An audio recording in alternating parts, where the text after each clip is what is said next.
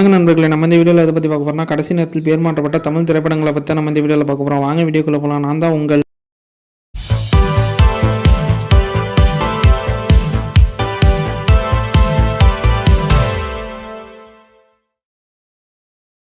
இந்த வீடியோவில் நம்ம முதலாவதாக பார்க்க போகிற திரைப்படம் ஜிவிஎம் அவர்கள் இயக்கத்தில் அஜித் அவர்கள் நடித்த திரைப்படம் தான் என்னை எறிந்தால். இந்த திரைப்படத்துக்கு முதல்ல வச்சிருந்த பேர் 1000 தோட்டாக்கள். அடுத்ததாக பார்க்க போகிற திரைப்படம் லோகேஷ் கனகராஜ் அவர்கள் இயக்கத்தில் தளபதி விஜய் அவர்கள் நடித்த திரைப்படம் தான் மாஸ்டர். இந்த திரைப்படத்துக்கு முதல்ல வச்சிருந்த பேர் வாத்தி. இந்த வீடியோவில் நம்ம அடுத்ததாக பார்க்க போகிற திரைப்படம் பாண்டியராஜ் அவர்கள் இயக்கத்தில் சூர்யா அவர்கள் நடித்து வெளிவந்த திரைப்படம் தான் பசங்க 2. இந்த திரைப்படத்துக்கு முதல்ல வச்சிருந்த பேர் ஐக்கு.